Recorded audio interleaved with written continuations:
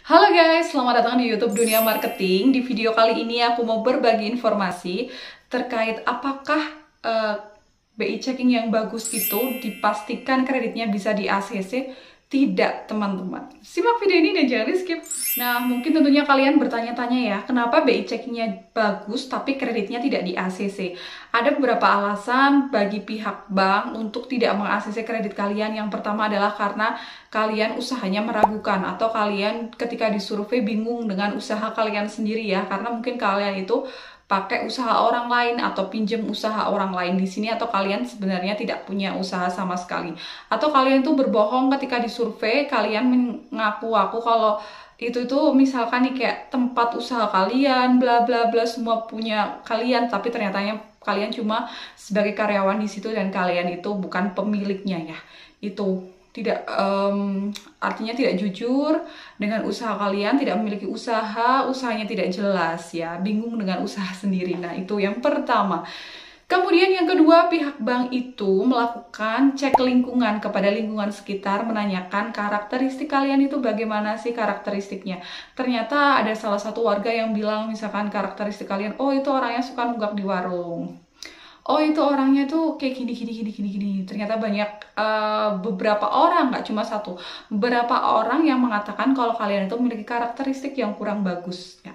Itu salah satu penyebab kalian tidak di ACC ketika pengajuan kredit meskipun BI checking kalian itu bagus. Yang ketiga, misalkan kalian tidak punya agunan atau agunannya tidak mengcover ya. Agunan tidak sesuai dengan syarat yang ditentukan dari pihak bank, itu juga mengakibatkan kalian itu tidak di ACC meskipun BI checkingnya bagus.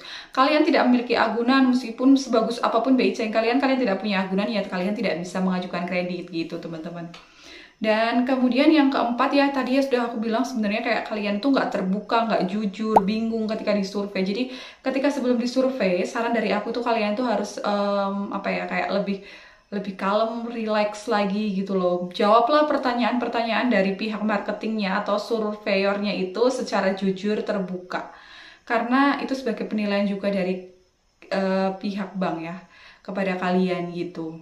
BI checking bagus tapi tidak di ACC mungkin juga karena misalkan kalian itu pas disurvei kalian keceplosan kalau kalian tuh pernah pakai nama orang, atau misalkan kreditnya pakai nama orang tapi pernah ada telat bayar. Itu juga tolong yang seperti itu aku saranin tidak untuk disampaikan. Atau misalkan gini, ditanya, ketika kalian ditanya pernah ada pinjaman atau histori pinjaman di bank sebelumnya apa atau di bank apa gitu kan, kalian misalkan sekarang udah nggak ada, tapi dulu pernah ada, terus kalian jelasin, aku pernah nggak lancar, ini. Itu sebenarnya hal-hal tersebut tuh nggak perlu dijelaskan kalau misalkan hal itu sudah terjadi sangat lama. Yang penting kredit kalian itu udah lunas. Patokannya gini deh, nggak perlu dijelaskan kemacetan itu ketika kreditnya sudah lebih dari 2 tahun karena historinya sudah hilang. Sampaikan saja, pernah ada histori pinjaman Pak? Iya Pak, pernah di bank ini gitu. Lancar Pak? Lancar gitu aja. Kalian itu berpositif thinking aja. Tapi kalau misalkan pinjamannya baru kemarin lunas dan kalian nggak lancar, nanti kalian malu sendiri. Jadi kalau saran aku, kalau sudah lebih dari 2 tahun, kalau kalian ditanya tentang pinjaman, ya jawab aja pernah ada pinjaman. Ditanya lancar, ya lancar. Karena setelah 2 tahun ketika kredit kalian sudah lunas, itu kan sudah tidak terlihat lagi BI checkingnya atau historinya, jadi kalian tuh aman teman-teman. Kecuali kalau baru lunas kan nggak bisa dong, karena pasti masih muncul gitu. Mungkin segitu aja terkait BI checking yang bagus tapi tidak di ACC pihak bank karena memiliki berbagai alasan. Jadi kalian itu saran dari aku, pastikan ketika survei itu kalian itu harus jujur, terbuka. Tapi jangan juga terlalu jujur yang menjatuhkan kalian sendiri, seperti yang udah aku bilang tadi. Kalian sudah pernah macet di lebih dari 2 tahun yang lalu, ya sudah nggak usah disampaikan, bilang aja lancar. Karena setelah 2 tahun kredit lunas itu BI checkingnya udah bagus gitu ya, keterangannya lancar dan histori per bulannya juga sudah hilang, jadi kalian aman gitu. Kalau kemudian ketika kalian tidak memiliki usaha sama sekali ya, saran aku kalian lebih prepare deh, misalkan kalian pinjam usaha orang lain gitu ya, atau saudara gitu ya, kalian harus prepare juga dengan pertanyaan-pertanyaan seperti apa. Kalian harus menguasai tentang usaha yang kalian ajukan itu seperti apa, karena pasti bakal ditanyakan sama pihak marketing atau tim surveyornya gitu. Tapi kembali lagi, ketika kalian memakai usaha orang lain, ketika pihak surveyor itu cek lingkungan, justru kalian juga akan malu sendiri teman-teman di sini. Karena apa? Karena ketika lingkungan mengatakan itu bukan usaha kalian, tentunya kalian justru akan malu dan tidak akan di ACC meskipun BI checkingnya bagus gitu. Jadi ya tentunya kalian ketika mengajukan pinjaman di bank yang sebaiknya BI checkingnya bagus, kemudian usaha juga memang kalian punya usaha dan kalian itu ya menguasai usahanya itu, misalkan nih kayak usaha perikanan ya.